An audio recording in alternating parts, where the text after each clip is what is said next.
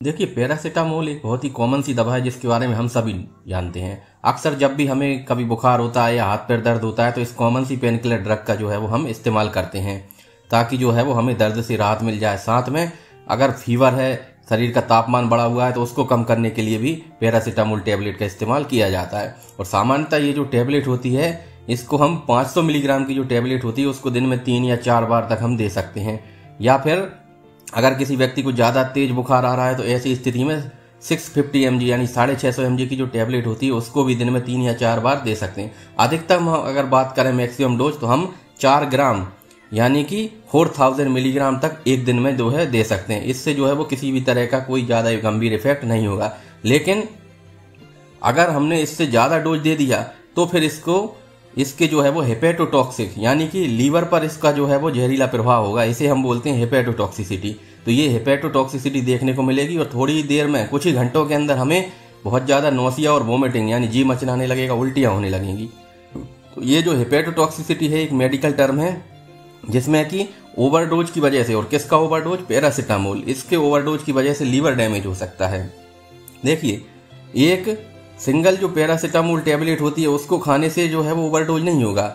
लेकिन अगर आप एक साथ यानी शुरुआती 1 घंटे के अंदर ही बहुत सारा हैवी डोज ले लेते हैं या फिर कोई जो है वो सुसाइडल अटेम्प्ट करता है यानी कि आत्महत्या का प्रयास करता है, उसमें जो है वो इस तरह से पैरासिटामोल की टैबलेट एक साथ शुरू के 1 घंटे में बहुत सारी टैबलेट ले लेता है।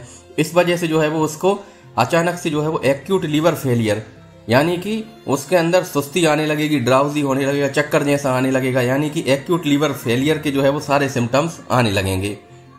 तो इसमें जो है देखिए दिक्कत क्या होती है कि कई बार जैसे व्यक्ति को बुखार आ रहा है तो उसने 650 mg की जो है वो पैरासिटामोल टैबलेट खा ली, साथ में अगर उसकी कोई और दर्द की जो है वो और कोई सी कॉम्बिनेशन वाली टैबलेट चल रही जिसमें ऑलरेडी पैरासिटामोल मौजूद था, साथ में उसने वो भी खा ली, तो इससे होगा क्या कि शुरुआती 1 घंटे में ही आपने जो है वो एक साथ पैरासिटामोल का हैवी ओवरडोज ले लिया।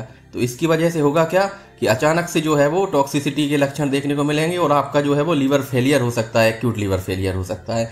सामान्यतः जो पैरासिटामोल की दवाई होती है वो कफ कोल्ड यानी सर्दी जुकाम की जो दवाइयाँ होती हैं उनमें कॉम्बिनेशन के तौर पर दी जाती है और साथ में अलग से भी कोई व्यक्ति पैरासिटामोल ले ले तो फिर दिक्कत आ सकती है। इसलिए जो है कोई भी दवा अगर आप लेते हैं तो उसके बारे में अच्छे से जांच लें, उसका जो कंटेंट है वो देख लें। आप कोई सर्दी खांसी की दवाई खा रहे हैं, सर्दी जुकाम हो रहा है, उसके लिए कोई दवाई ले रहे हैं तो आप उसमें देख लें कि कहीं आप जो सिरप पी रहे हैं या फिर जो टैबलेट खा रहे हैं उसमें ऑलरेडी पैरासिटामोल तो मौजूद नहीं है।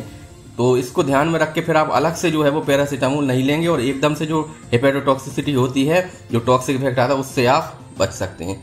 अब होता क्या है कि अगर आपने पैरासिटामोल का ओवरडोज ले लिया और लीवर जो है वो काफ़ी हद तक डैमेज होने लगा है, तो ऐसी स्थिति में होता क्या है कि अगर आप शुरू के 8 घंटे के भीतर में N-एसिटाइलसिस्टीन जो एक दवा होती है, N-एसिटाइलसिस्टीन NAC जिसको बोलते हैं कैपिटल में, इसको अगर आप ले लेते हैं 8 घंटे के भीतर तो जो है वो डैमेज जो हुआ है लीवर को उसको आप 100% जो है वो करेक्ट कर सकते हैं। लेकिन अगर एक बार जो है वो आपने टैबलेट ली उसके बाद 8 घंटे का समय बीत गया फिर उसके बाद N-एसिटाइलसिस्टीन भी जो है वो उतना इफेक्टिव नहीं रह जाएगा।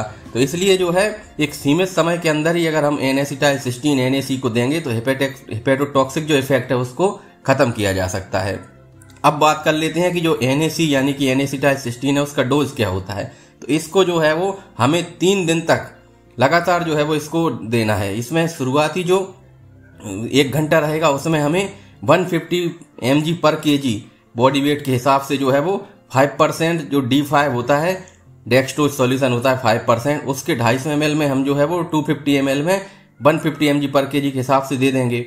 और साथ में एक पूरा प्रोटोकॉल होता है जिसको कि अभी मैं स्क्रीन पे आपको दिखा देता हूँ। साथ में फिर अगले 4 घंटे के लिए हम जो है 50 mg पर kg के हिसाब से 500 ml D5 में जो है डाल के उसको अगले 4 घंटे तक इन्फ्यूज होने देंगे।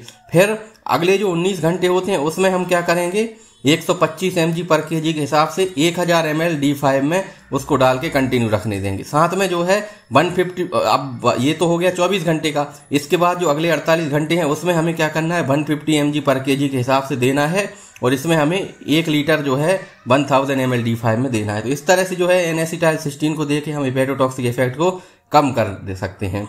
तो उम्मीद है वीडियो आपको पसंद आया होगा और आप इस जानकारी को पाके वो किस पैरासिटामोल की जो टॉक्सिसिटी होती है कहीं ना कहीं उससे बच सकते हैं। साथ में जो है वो इस तरह के जो लीवर को जो डैमेज होता है उससे बच सकते हैं। दोस्तों, मेरी एक बहुत बड़ी समस्या आपसे यही है कि कि आप में से ज़्यादातर लोग वीडियो देख लेते हैं लेकिन ना तो वीडियो को लाइक करते। इतनी अच्छी अच्छी जानकारियां मैं आपको देता हूं, ना तो वीडियो को लाइक करते, ना चैनल को सब्सक्राइब करते, बस चुपचाप देख लेते हैं। और कई लोग तो ऐसे होते हैं जो पूरा वीडियो भी नहीं देखते, बस आधी अधूरी जानकारी लेते हैं और निकल जाते हैं।